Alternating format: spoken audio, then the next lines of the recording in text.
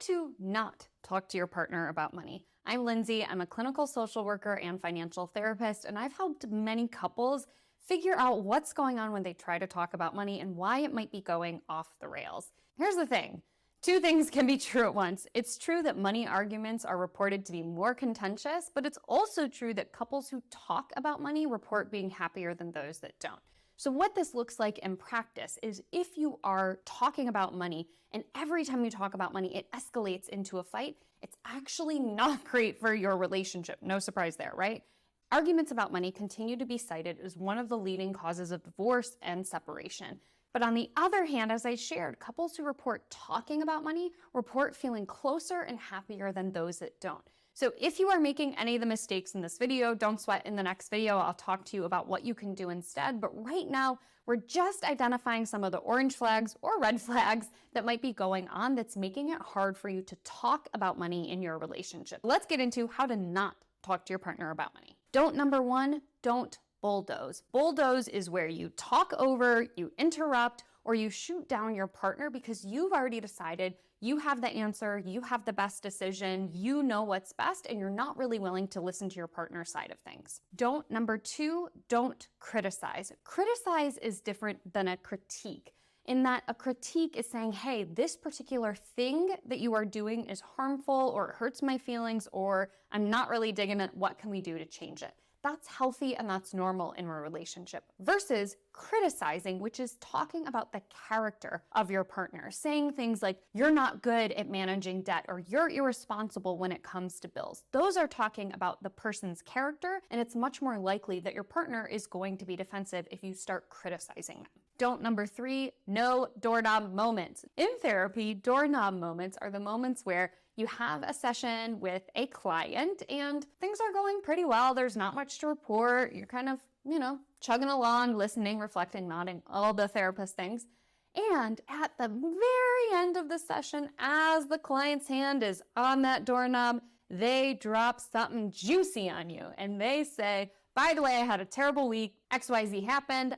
I'm out of here. That is a doorknob moment. It's a protective mechanism for the client. A lot of us do this where they drop something heavy, juicy, intense, but they don't have any interest in actually talking about it. And when it comes to your partner and money, a lot of people do these doorknob moments where they say something like, hey babe, FYI, I maxed out the credit card. Sorry about that. We'll talk about it later. And they get in the car and go grocery shopping. That is a doorknob moment. And that is something you want to avoid when it comes to talking to your partner about money.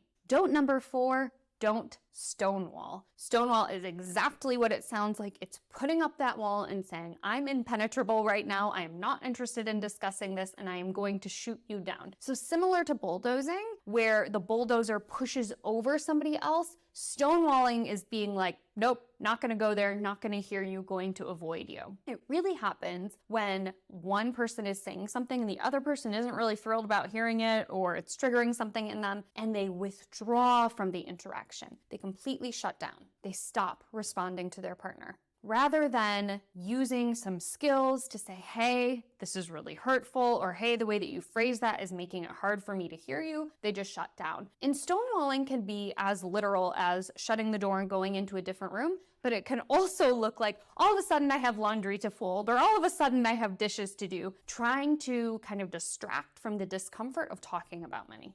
Number five, don't expect your partner to read your mind. So many of my couples, when I talk with them one-on-one, they say something like, don't they just get this by now? Or shouldn't they know that? And when I say, have you shared that with them? They say, no. They should just know by now. We've been together since we were teenagers, or we've been married for 5 years, or we've lived together for a decade. They should just get that this is important to me, or that this matters, or that this is how I like to do things. But we cannot expect, especially when it comes to money, that our partner can read our mind about what we prefer to do when it comes to our money. 6, don't forget how important environment and timing are. Kind of similar to these doorknob moments, I see a lot of couples bring up money when it's already tense, when it's already tight, or when it's already awkward, leading to probably an escalation of things and leading into an argument. How this looks in real time is that maybe you're a little tense over doggy daycare pickup. And I'm thinking of that because my dog is sleeping off to the corner here. Things are a little tense about that. And in addition to being frustrated with your partner about whose turn it is to do doggy daycare pickup, you also throw on, and you're late on the bills, and you forgot to bring those coupons to Costco, right? We escalate and we throw things into an already tense situation. Now, it doesn't have to be that tense. It could also be just bringing up money when your partner's not totally ready. Maybe they're decompressing from work, or they just got in the door from a jog, but their mental capacity is not at a space to receive information about money. You haven't given them any heads up. You haven't given them any clue that you want to talk about money, and it totally catches them off guard. So don't forget how important environment and timing are. 7, don't use absolutes. Absolutes in the therapy world look like 2 words, always and never. And what happens when we use these words like always and never is similar to the criticizing. It puts our partner on the defense. If my partner says something like, Lindsay, you always forget to pay taxes, my body and brain are gonna go into the defense and think of all the times that I can prove my partner wrong and be like, oh yeah, I paid Q4 on time, and then scroll on my phone and show the receipts, right? When we use always and nevers, it automatically puts our partner on the defense. So instead of using always and nevers, try things like sometimes, lately, recently. Those types of words are going to be much more well received than the always and nevers. Number 8, don't be passive aggressive. Oof, this one's really hard for me. There might be some stuff there. Passive aggression is where it sounds like you're being kind or friendly or understanding on the surface,